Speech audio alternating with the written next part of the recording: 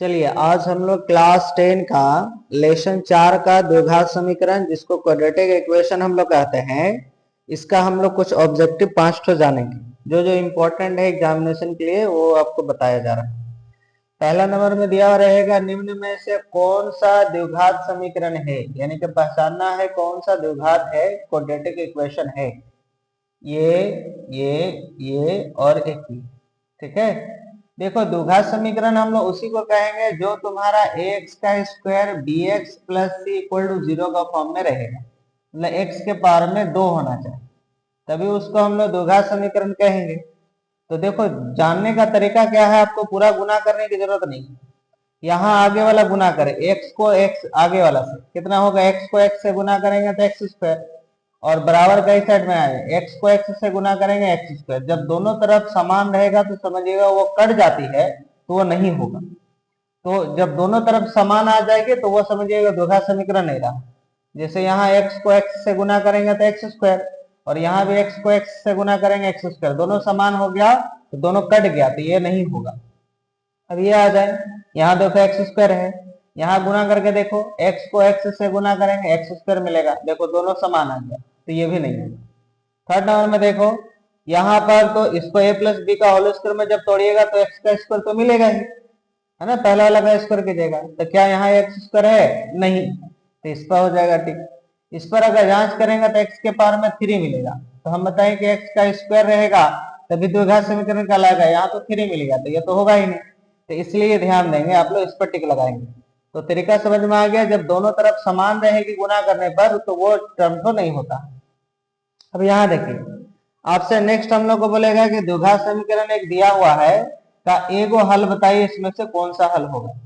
जब भी आपको हल बोले तो ये सब जो मान दिया रहता है ये सब x का मान है, तो पहला आप x के जगह पर 1 रख करके देखेंगे, और सॉल्व करने पर अगर 0 आ जाता है, यहाँ 0 है ना, 0 अगर आ जाता है तो वही मेरा आंसर हो जाएगा। तो शुरू में आप x के जगह 1 रखेंगे, तो जब 1 रखेंगे तो 3, और 1 का स्क्वायर 1 होता है, 1 को 3 से गुना करेंगे 3 माइनस, अब x के जगह पर आप 1 बैठाएंगे तो हो जाएगा 2 माइनस 1।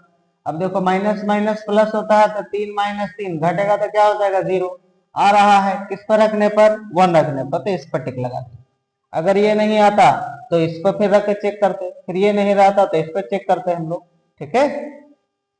अब यहां से पूछ रहा है कि विभक्तार ये जो डी होती है, द्विघात समीकरण तो ये होता ही है, अब पूछ रहा है कि विभक्तार जो डी होती है में से किसके बराबर होता है।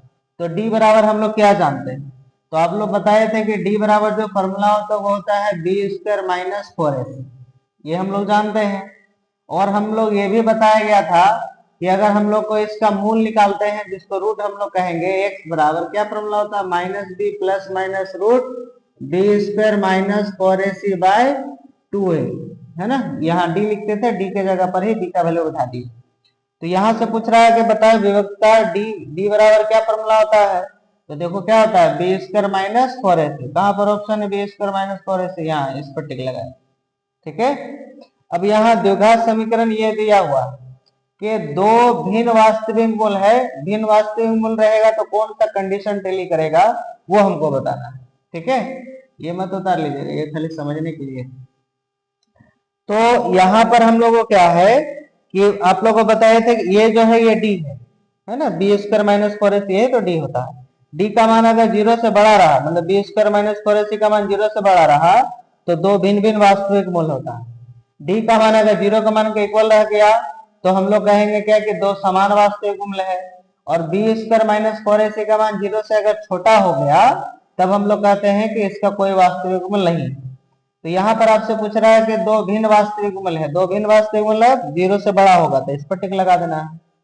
यहाँ लिखा हुआ यदि द्विघात समीकरण ये दिया हुआ का मूल समान है, मूल समान का मतलब हो गया ये वाला कंडीशन तो फॉलो कर रहा है, तो बताना है कि के का मान क्या होगा। ये बहुत इंपॉर्टेंट क्वेश्चन है, एग्जामिनेशन में रहता।